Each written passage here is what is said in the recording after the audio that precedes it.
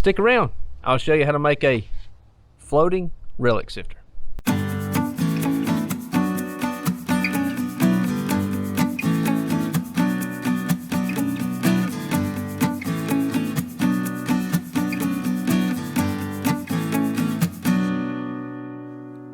y'all know last year when I got into metal detecting in the water, I took my pulse dive. I don't have it in my hand with me to show you, but I took my pulse dive there with the smaller coil on it. And also I would take this snorkel mask as well, and we would get in that water and we would go right to it and we'd find some cool stuff in the water. Well, it's starting to warm up now. Temperatures are getting really nice. The lake water is going to start warming up, and when it does, we're going to get out there with a relic sifter that floats. So that way that when I find stuff at the bottom, I don't have to stick it in this small little bag. I can put it on a relic sifter that floats, that can hold a whole lot more stuff. And the flotation device will do one more thing for me. It will also hold a diver's flag, so that way that other people know that there is someone in the water diving or snorkeling. Most of the time you have to have a dive flag when you're diving, but even when you're snorkeling, sometimes you have to have a diving flag. So I purchased a diving flag on Amazon, and it'll be here in a couple days, and I will attach it to this floating relic sifter. So here is the floating sifter that I made, and if you stick around just for a few more minutes, I want to show you how I made this thing. And it's made out of some simple materials: PVC pipe, some 1/4 inch mesh, plastic mesh, and also some good old pool noodles, and then of course zip ties. But we're going to show you how we made this thing.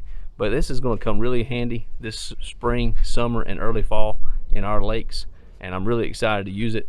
But let me show you now how I made it. We have all the stuff right here beside me, and we're going to put this thing together right now. What's important to have? PVC pipe. And you want to have some kind of flotation device to make this thing float. That's what you want to do. It's a floating sifter. So you get the PVC pipe that fits inside of this right here. Now I'll probably still cut a channel down it so I can fit it over it, because I'm going to put those zip ties on it to hold on the plastic grating. So I'll probably still cut a slit in it. That way I can just collapse over it like that.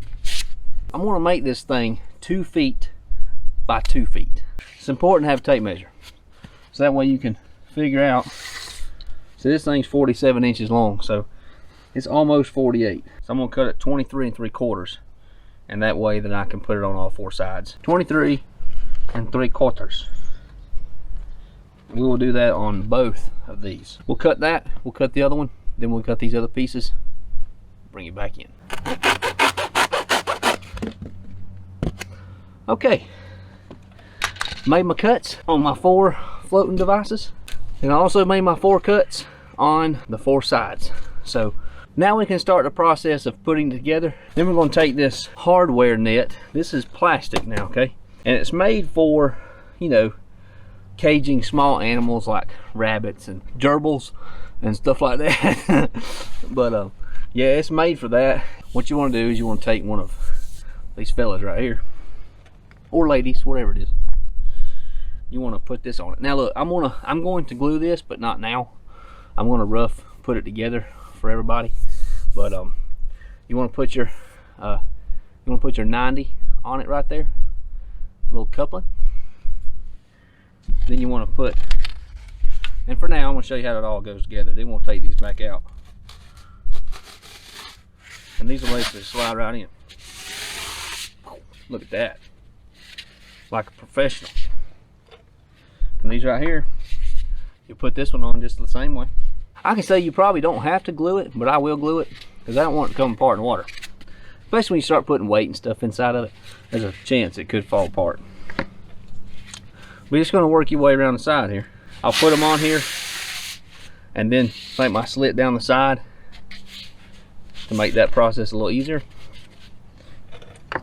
This is going to be the corner here. This will be where the flag goes up, the diver's flag. I'll put it on just like so.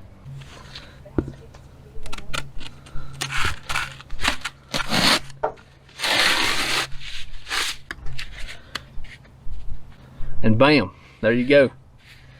And I got the one end so I can extend my flag up. Now I could make these yellow or red or whatever, but I have orange, so I'm using orange.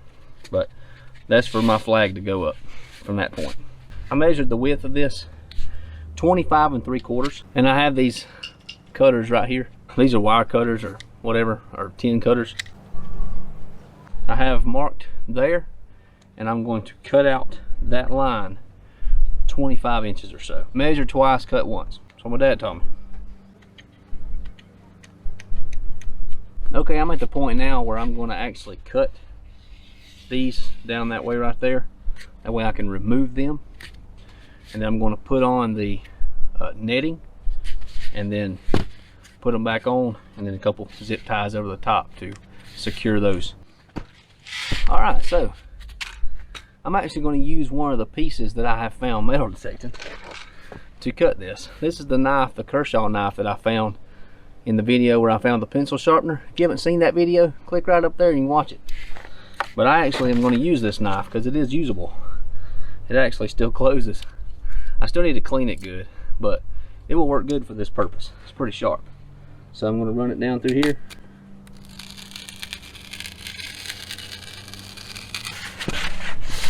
It's probably easier to cut it in that fashion than it is off of it. I don't know.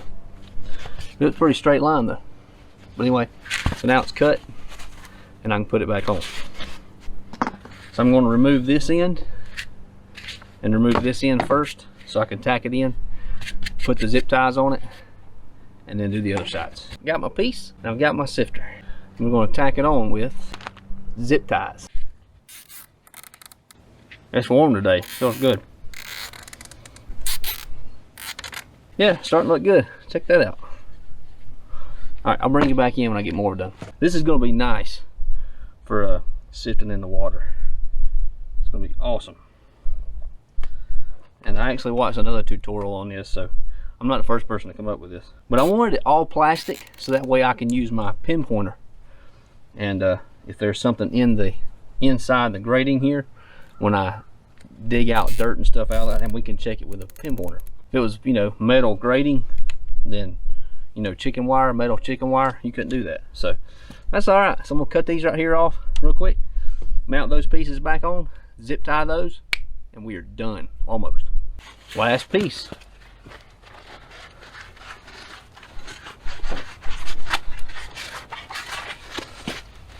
Bam. Look at that, y'all. But there it is.